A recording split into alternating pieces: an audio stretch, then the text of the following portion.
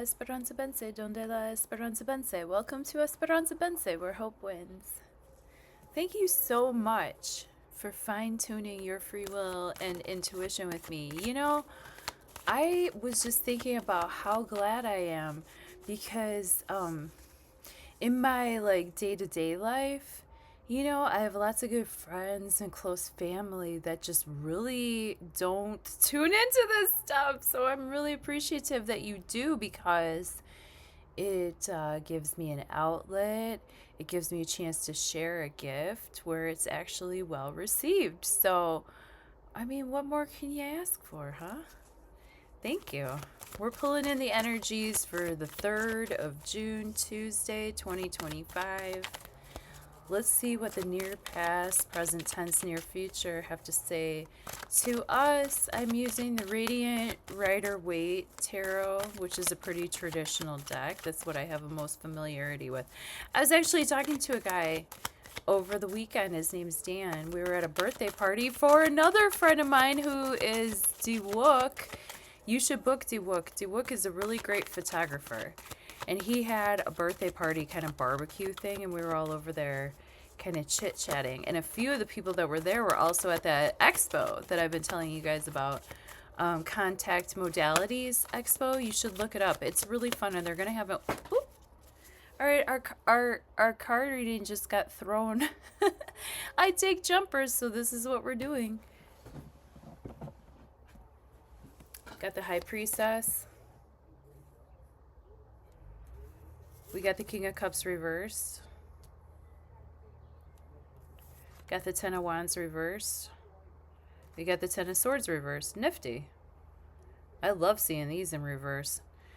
So, with the High Priestess, we're talking about an energy of being really in tune to the cycles of the moon. If you want to tune into the moon cycles with me, you could always tune into my tarot playlist, the moon readings playlist, and that will get you along the High Priestess vibe. You see how this could be either a scythe or a moon shape, right?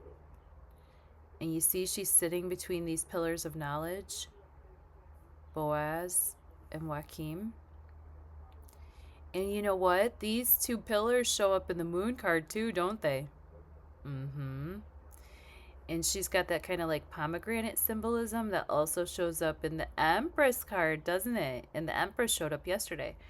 So she's sort of sitting behind a veil, isn't she? She's got access to realms that aren't readily available, right? They're behind a screen, behind a curtain, okay?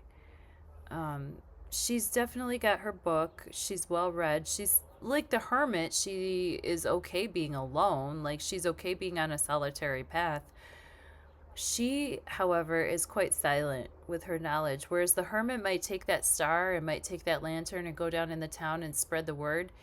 The High Priestess has to attract you into her life. She's not going out and blasting her knowledge everywhere. King of Cups reversed is a person in our lives or us that might need a little bit more support right now, especially if we have a lot of water in our chart. So that would be Cancer, Scorpio, Pisces person that might be either a little bit too cut off for their feelings or a little bit too in their feels. This is a person upright. King of Cups is like a very balanced individual. They're not spilling their cup, even though they're, sailing on some kind of choppy waters here, right? It's a little bit, you can see the waves going. But the King of Cups upright is stable, relaxed, in tune with their emotions, but not letting their emotions get the better of them. But here, this person might be a little bit too much in their feels, or they might be a little bit detached from their feels. Either way, there's an imbalance in terms of how they are offering themselves emotionally and how they're able to receive. With the Ten of Wands reversed, I gotta love this reverse because I'll tell you, first of all, in the upright, the Ten of Wands is going to be a card where we're carrying a lot of burdens. We have a lot of passion projects. We have a lot of things to do. We have a lot of things that we care about, but maybe nobody else cares. Like For example, say you work somewhere. Say you're a bartender, for example. let me stretch. And say like you're the only one who cares that everything gets cleaned. Well, guess what? You're the one that's going to be cleaning everything. Because you end up picking wands that don't even belong to you just so that you can get everything done and get things accomplished and then get back home to where you can put your feet up and relax. But this person is just completing this cycle. But with the Ten of Wands reversed in this card, you know, we should be able to delegate properly. We should be able to find ourselves in situations to where people are picking up their end of the slack, and that, you know, we don't have to carry all this heavy weight. Yay. And Ten of Swords is a similar energy, you know, because Ten of Swords upright is just sort of like things getting shot at us, things getting poked at us, especially in the terms of, you know, people could be throwing thought vibes. Shit could just be happening, you know, and then this character here has to just kind of like accept the fact that like eventually the day will dawn, but we don't know when. But with the Ten of Swords reversed, you know, like the worst that this is like this is about as worse as it can get, basically, card. This is like, okay, we just have to surrender and accept that this is the worst it's gonna get. And then here, you know, we're taking a turnaround. We might have been able to take that Ten of Swords moment and make something of it, even. So that's kind of fun, and that's kind of cute, and that's kind of cool. And you know what else is fun and cute and cool? Mustard greens. Look how beautiful these yellow flowers are. They're just gorgeous. This is a passiflora. Passion flower, I think it's called. Yeah, passion flower, I believe it is.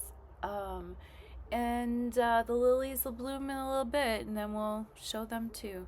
I love you. I hope you're having a really good Tuesday, and yeah, vibe on.